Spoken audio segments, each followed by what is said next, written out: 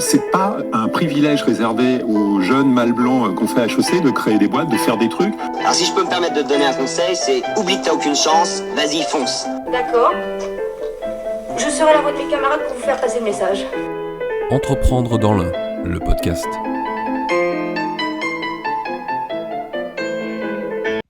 Bonjour à tous, bienvenue pour cet épisode numéro 5 du podcast Entreprendre dans l'Ain. Et aujourd'hui, j'ai la chance de recevoir Yannick Faure. Yannick, bonjour. Bonjour Thomas, bonjour à tous. Est-ce que tu peux te présenter pour ceux qui nous regardent ?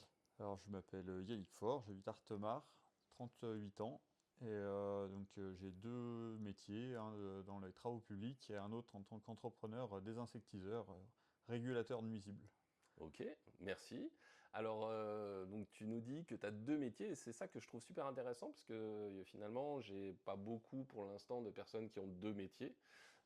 Donc ça va être intéressant cet échange pour que tu puisses nous raconter justement un peu qu'est-ce que c'est qu'avoir un job d'indépendant quand on est déjà salarié à côté. Comment toi c'est arrivé ? C'est arrivé au tout début où j'ai commencé à vouloir être entrepreneur. Je travaillais dans une mairie, donc j'étais fonctionnaire. Okay. Et ça m'a été refusé. En fait, j'ai pas eu le droit. Mon employeur, la mairie qui m'employait, a refusé en fait que je crée mon auto-entreprise actuellement à ce moment-là. Donc assez frustré.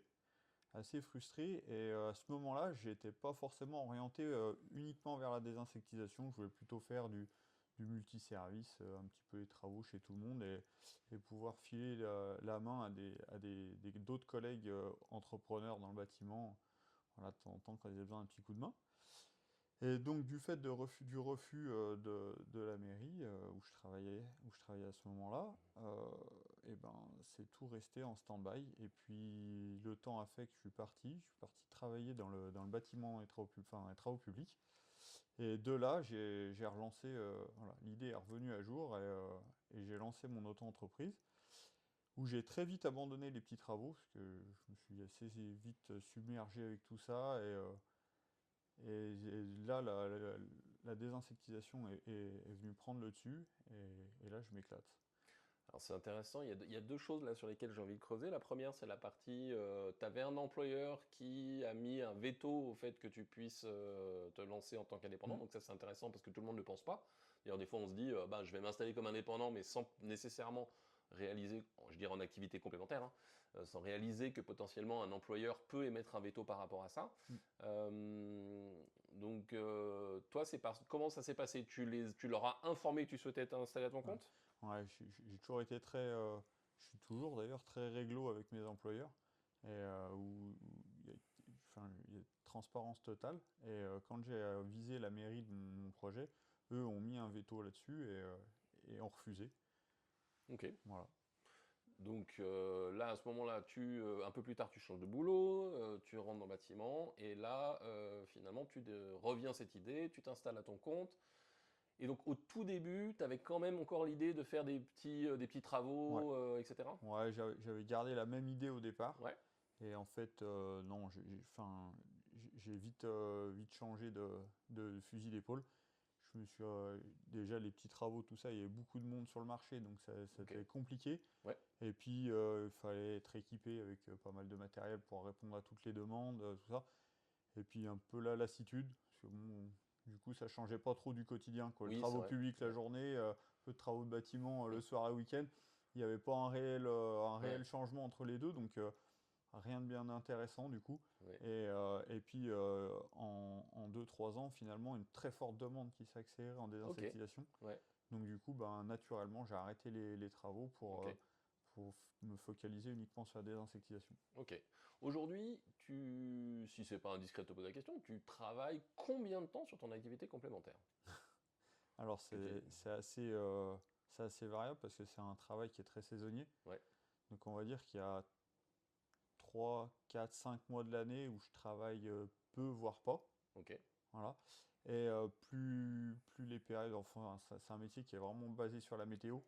Donc en fonction de la météo, je peux avoir au maximum de la saison, donc en plus de ma journée de travaux publics, je peux avoir 2 à 3 clients par soir, plus 10, 12 clients le samedi. Ok. Et ça m'est même arrivé d'aller travailler encore les samedis, les dimanches matins pour Mhm. arriver à, À couvrir les demandes. à couvrir le planning. Ouais. Ça fait combien de temps maintenant que tu es installé à ton compte? C'est la 6e année. C'est la Je suis dans 6e ma année. 6e année. Donc tu as quand même un peu de recul là. Ouais, un petit peu de recul. Et est-ce que tu as vu une augmentation? Alors là, je sors un peu du cadre de l'entrepreneuriat, mais est-ce que tu as vu une augmentation dans le nombre de demandes sur finalement le besoin en appui sur les questions des... Alors, on est vraiment basé sur la météo. Oui, C'est vraiment le printemps en fait qui va déterminer la douceur de l'hiver et le printemps qui va déterminer la saison d'été. ouais. Et donc on est déjà capable de s'orienter un petit peu au niveau si un printemps a été doux et l'hiver a été doux aussi, ce qui est de plus en plus le cas. On va être capable de se dire que l'été va être bien, Mhm. bien chargé en travail. Ouais, Puis je pense que les gens aussi changent de mentalité. ok. Donc tout le monde veut habiter à la campagne. Mais il faudrait que ce soit aseptisé autour de chez soi, donc qu'il n'y ait pas une guêpe, pas une abeille. Voilà. Ouais, Les abeilles, c'est très bien, tout le monde veut les sauver, mais il faut qu'elles restent dans le pré du voisin. d'accord. Voilà, enfin, même si je touche pas aux abeilles, hein, bien Ouais, sûr, ouais. mais voilà, on a le frelon asiatique, forcément, Qui est en augmentation. ouais, qui est en pleine expansion. Donc là, il y a de la demande aussi. Et puis voilà, des collectivités qui sécurisent de plus en plus autour des poubelles, autour des écoles, autour des mairies, enfin autour de Mhm. tous les bâtiments publics, parce que dès que quelqu'un se fait piquer, ben, c'est tout de suite un drame. Oui, Donc voilà. Donc voilà, on a, je pense, d'un côté le réchauffement climatique qui fait qu'on commence à avoir de moins en moins de régulation l'hiver, ok. donc forcément de plus en plus de demandes l'été. Mhm. Et de l'autre côté, d'un autre côté, je pense que les gens aussi, un petit peu plus fragiles, quoi. Ouais, Voilà. Donc bon, ok. Est-ce que, alors c'est intéressant, je me pose la question, est-ce que finalement il n'y a pas une, moi j'avais en tête quand j'ai commencé à voir de plus en plus de personnes qui travaillent sur la désinsectisation, je pensais qu'au début c'était le travail des pompiers. Alors est-ce que c'est toujours ça dans la mentalité des gens quand même? Est-ce que tu sais si les pompiers, parce que bon, on va le dire pour les gens qui nous regardent, mais t'es un ancien pompier voilà, aussi. aussi. Voilà. Est-ce que c'est quelque chose où est-ce que tu sais si les gens continuent à appeler les pompiers? Est-ce que les pompiers renvoient vers toi? Comment ça se passe? Alors, non, les pompiers peuvent pas renvoyer vers moi parce que c'est un service public et donc un service Mhm. public ne peut pas renvoyer vers une entreprise privée. Ensuite, non, bah, les gens continuent, je pense, hein, j'ai plus de regard là-dessus, mais je pense que les gens essayent encore un peu d'appeler les pompiers, qui eux leur disent non d'appeler une entreprise privée. Mhm. Euh, et non, normalement, les pompiers n'ont plus à le faire, hormis vraiment un nid qui serait vraiment urgent pour X raisons et qui se trouverait dans une collective, enfin, près Une d'un endroit école. public. Voilà. Ok. Mais normalement, ils n'ont plus à intervenir chez un particulier, Ok. voilà, sauf vraiment raison urgente, quelqu'un qui vient de se faire piquer, il faut aller le sortir Mhm. de De là, et là. il y a un Voilà. nid, donc on va traiter le nid en Voilà. même temps que. Et pour traiter le problème afin Voilà. d'aider la personne. Mhm. Mais normalement, ils n'ont plus à aider, ils n'ont plus à Ok. traiter ce genre de. Ok. Ok. Et donc finalement, dans ce métier, quand tu t'es lancé, tu dis qu'au début, tu t'étais dit, bon, je vais faire un peu de petits boulots bâtiment, et puis et en parallèle, l'insectisation. Euh, Finalement, tu te ressens sur l'insectisation. Est-ce que c'est un métier sur lequel tu as eu besoin de beaucoup investir sur le matériel, par exemple? Alors, l'équipement de base, euh, non, la première année, une échelle, un escabeau, des choses comme ça, c'est quelque chose que j'avais déjà. Donc Mhm. on va dire que non, l'investissement. Et la première année, je me suis contenté de faire des interventions très simples. Mhm. Donc on va dire que l'investissement était assez limité. Ok. Et après, ouais, j'ai développé pour le frelon asiatique tout ça. Et là, je travaille avec des perches télescopiques en carbone ouais, qui commencent à coûter. Ok. Il y a un petit investissement. Est-ce qu'il y a une formation obligatoire pour s'installer Alors, il y a le certibiocide. Ok. Ça, c'est une formation en fait qui est obligatoire pour obtenir les produits. D'accord. Donc, tant que en fait, on n'a pas cet agrément du ministère de l'Agriculture, aucun fournisseur nous vend d'insecticides. D'accord. Voilà. Et après, alors il y a des organismes de formation qui nous proposent des formations techniques, mais il n'y a rien d'obligatoire. Ok. Voilà. Donc, une fois que le certibiocide est passé, on peut se lancer Ok. comme ça. Est-ce Je que conseille pas, mais Ouais. Est-ce que tu as des. Bon, après, justement, je pense que tu avais aussi cette expérience en tant que pompier, donc tu avais aussi des réflexes, j'imagine, des bonnes pratiques. Ouais, j'ai un Euh, petit peu un petit peu de recul, mais là, on va dire que la façon de traiter un nid, comme on a pu le faire aux pompiers et comme on le fait de manière professionnelle, il y a deux mondes séparés. ok. Voilà, la formation aux pompiers est vraiment quasi inexistante dans ce domaine. Elle est moins développée que Ouais, celle. ouais, Ouais, ouais, ok. bah, c'est pas forcément. Et c'est pas les mêmes produits, j'imagine. Les pompiers n'ont pas forcément la, La la molécule de formation. base est la même. des- Les liquides qu'ils utilisent Ok, sont les mêmes. Aujourd'hui, on ne travaille pas du tout avec le même matériel. d'accord. Et non, ils ont une formation qui est vraiment. Enfin, on a eu une formation qui était vraiment minime là-dessus. Hmm. Et voilà, quoi. C'est vrai qu'après, comme on le disait, hein, c'est plus leur Ouais. responsabilité, etc. Ok. Quand tu décides finalement, donc toi, tu avais travaillé, tu avais fait mûrir ce projet Mm. d'avoir une activité secondaire. Quand tu te lances au début, est-ce que tout est rose, tout va bien? Est-ce qu'il y a des moments où tu dis, oula,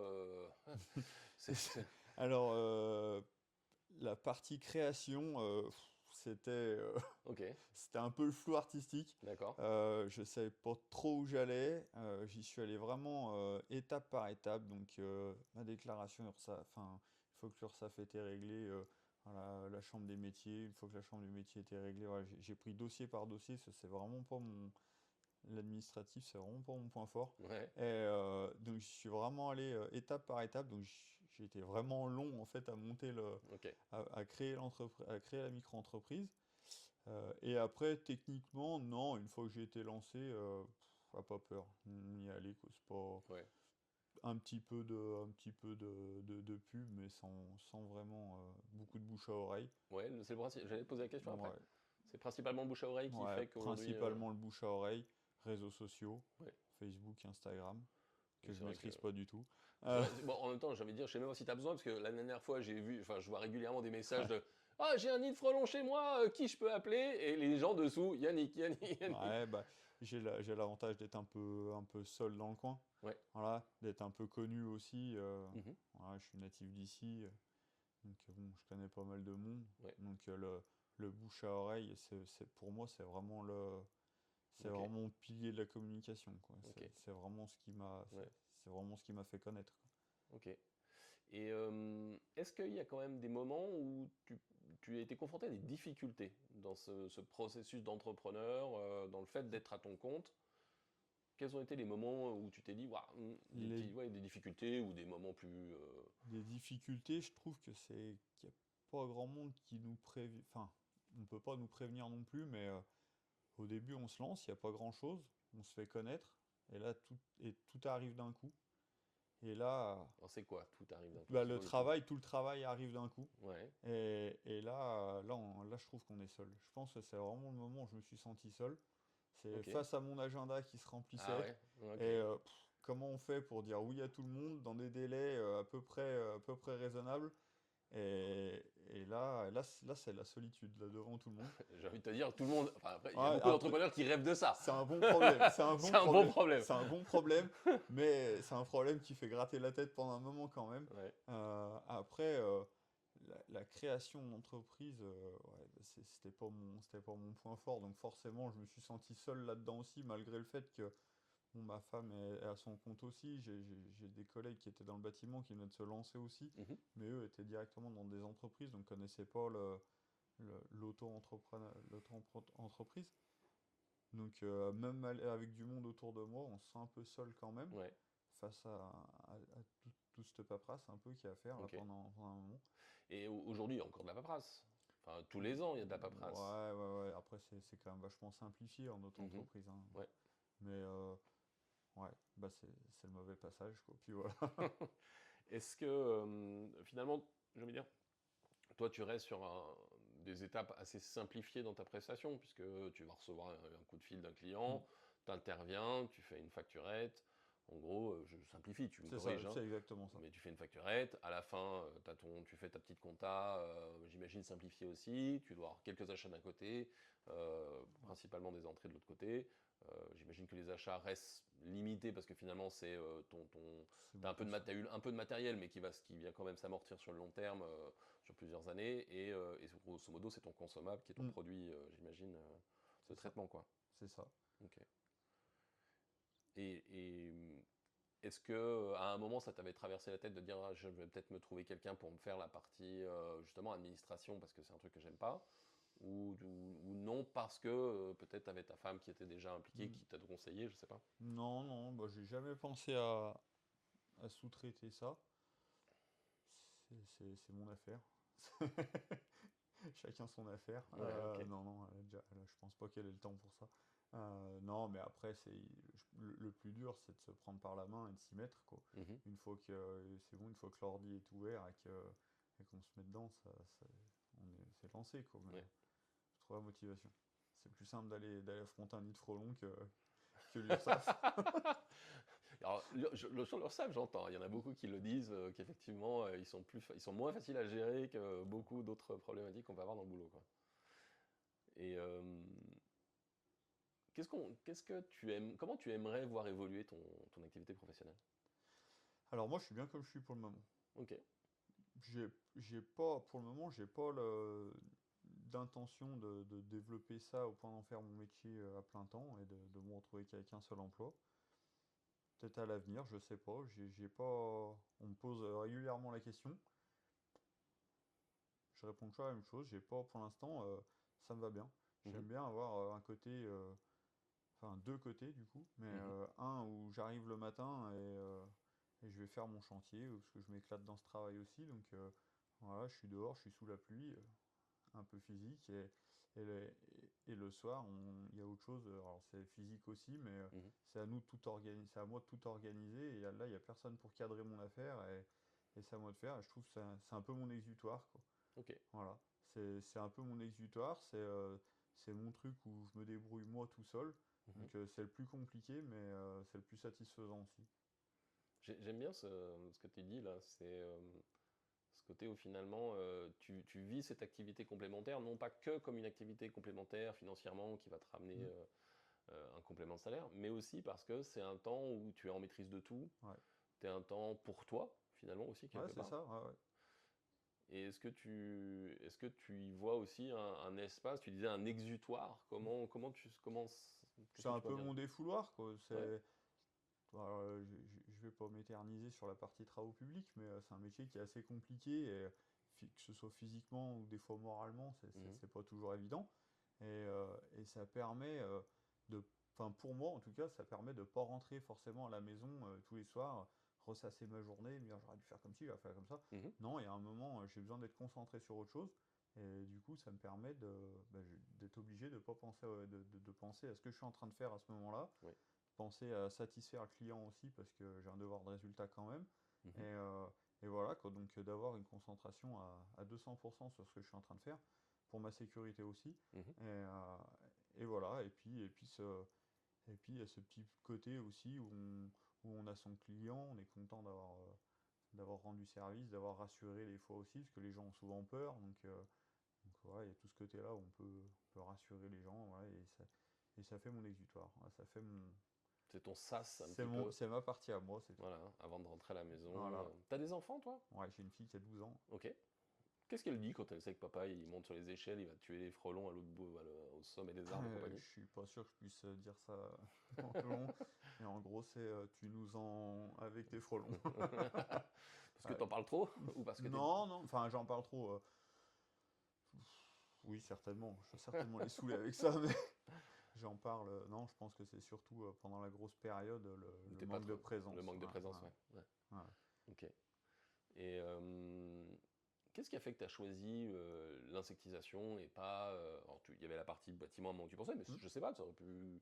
Pourquoi l'insectisation spécifiquement? Est-ce qu'il y a quelque chose en particulier qui t'a appelé Quand, vers ça? quand j'ai commencé à me rendre compte qu'il y avait une grosse demande sur les traitements de nid de guêpes et de nid de frelons, c'est la période où je quittais les pompiers. Mhm. Et ça faisait quelques années déjà qu'on nous avait dit d'arrêter, qu'on n'avait plus le droit de traiter les nids.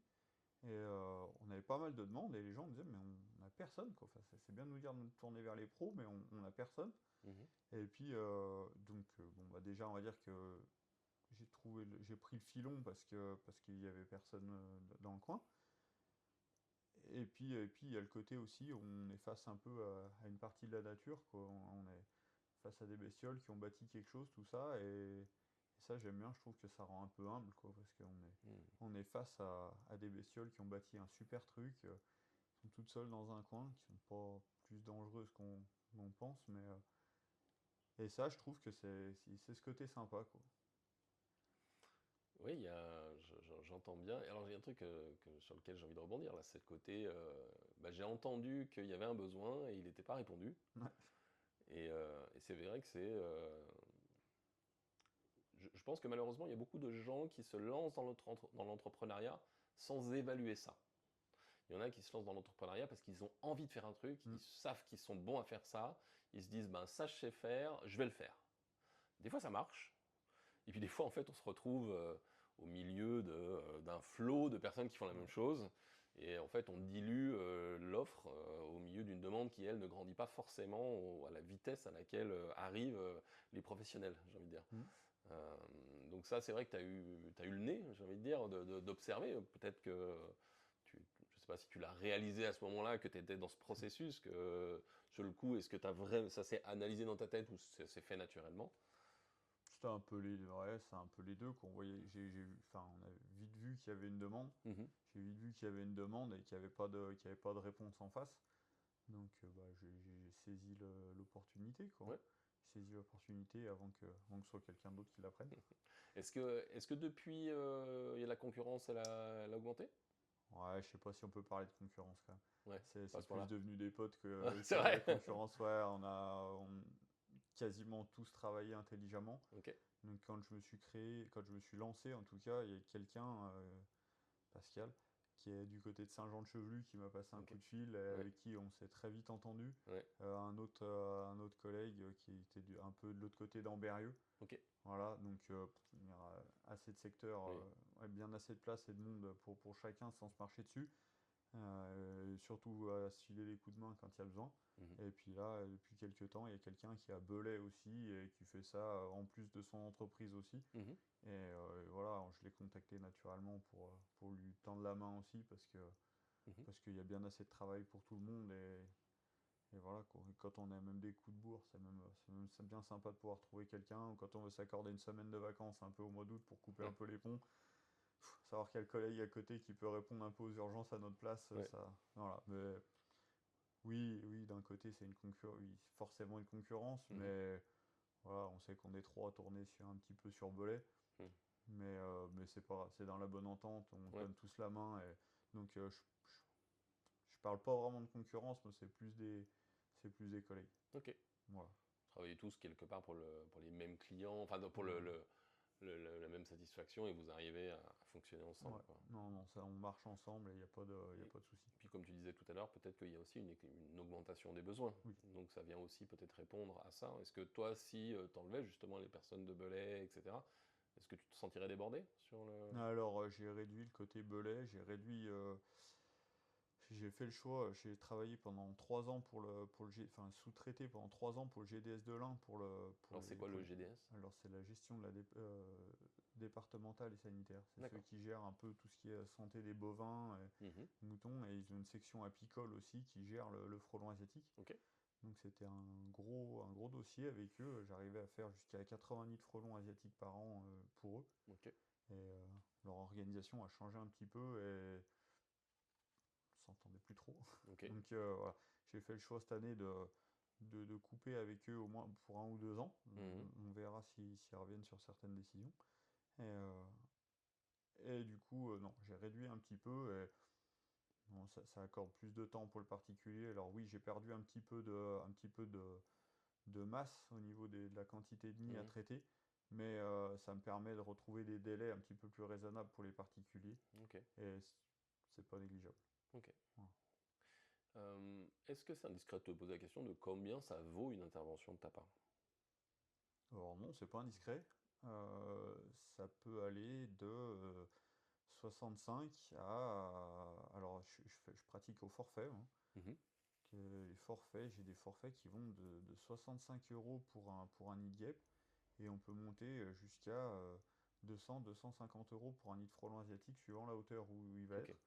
Voilà, donc à savoir je suis équipé pour monter jusqu'à 30 mètres de haut. Ok. Voilà, Ah donc oui. ça demande un certain temps, une certaine logistique, Mhm. du matériel. Donc voilà. Après, il y a des nids qui peuvent aller au-delà, mais ce sera toujours sur devis Ok. et avant la prestation.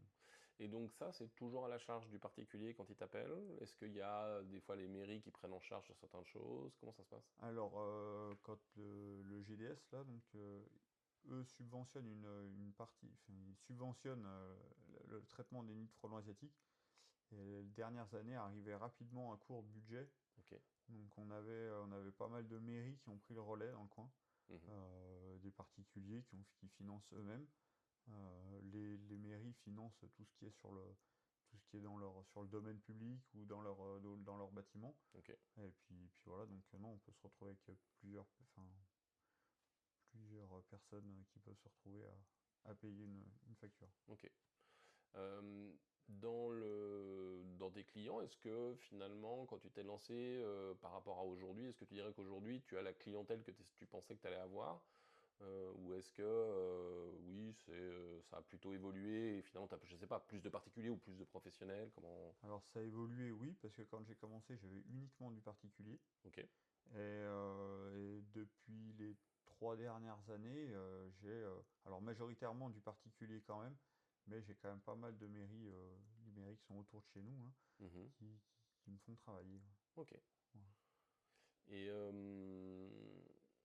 tu as parlé de la communication, donc tu nous disais réseaux sociaux bouche à oreille.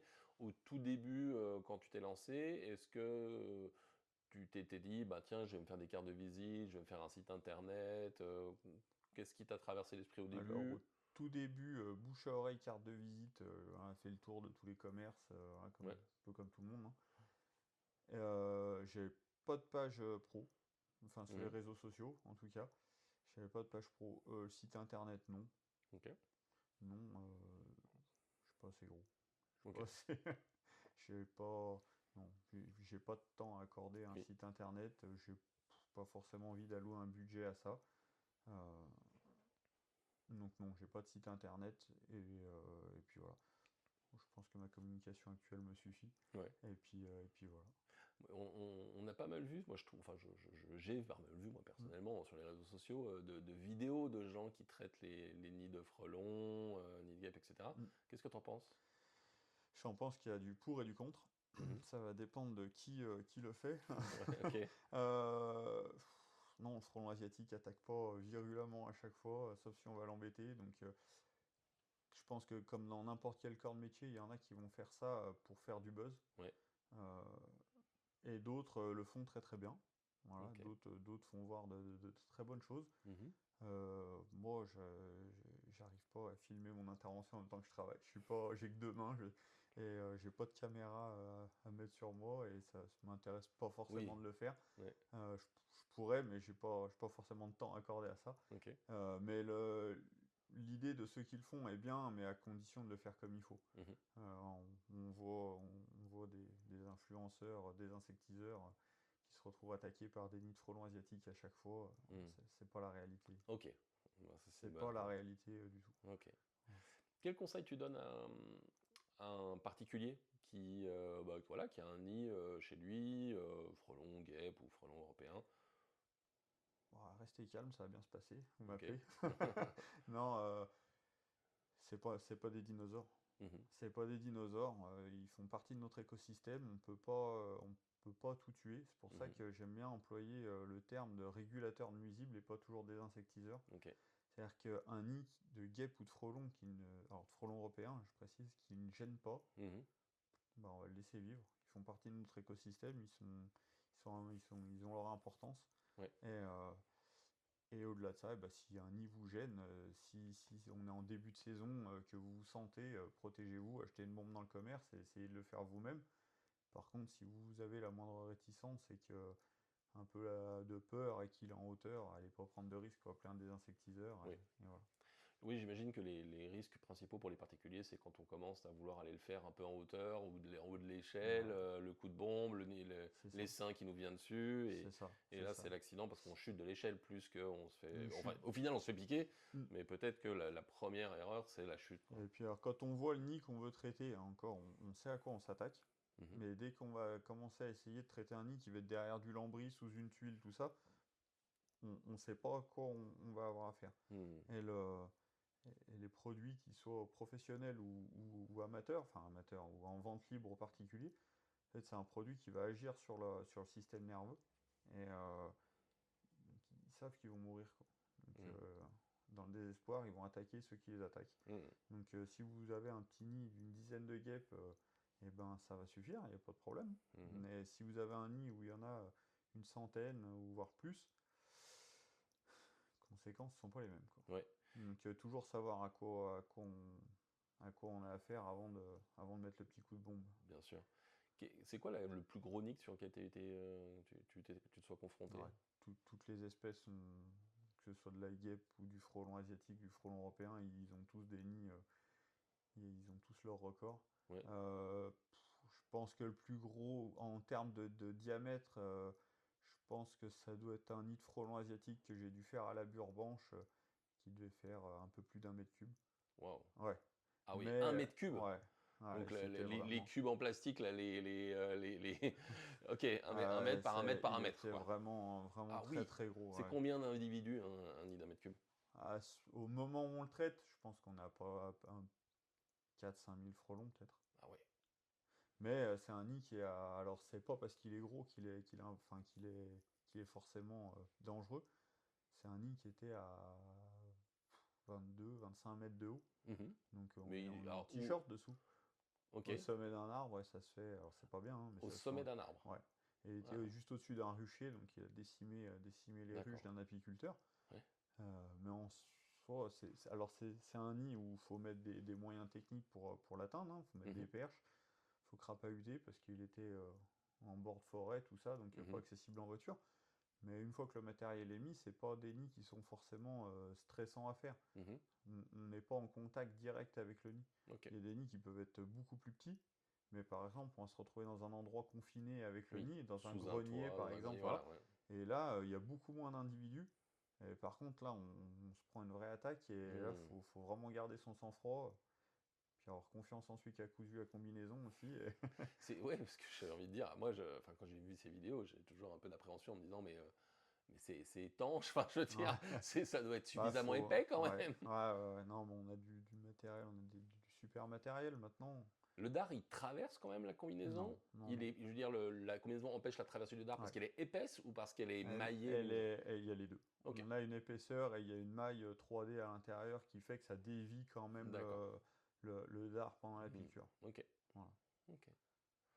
T'as déjà eu des peurs quand même Ouais, bah oui. Ouais, Ouais. quand même. Quand on commence à plus voir le jour à travers la visière parce que c'est plein de frelons. Ah ouais. Ouais.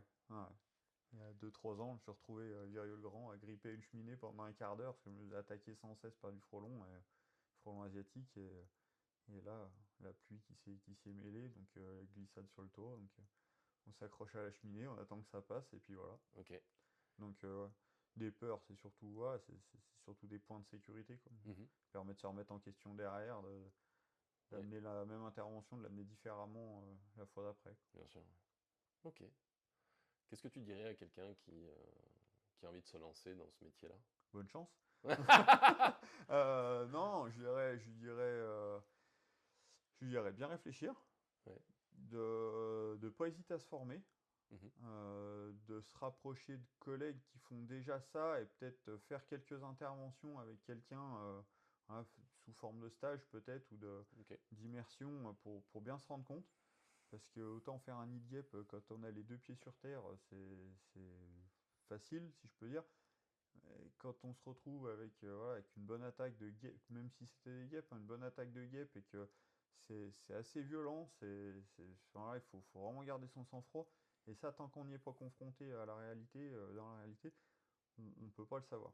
Et il n'y a pas forcément de formation qui peut nous apporter ça. Donc, ouais, je pense que se retourner vers quelqu'un, faire un petit stage, être sûr d'avoir une petite Mhm. immersion avant. Et puis après, Est-ce que vous avez un un syndicat? Est-ce que vous avez est-ce qu'il y a un organisme qui regroupe les gens qui font de la désinsectisation comme ça? Pas à ma connaissance. Non. Dans l'apiculture, oui, Oui. mais il y en a même plusieurs. Mais à ma connaissance, dans des insectisations, non.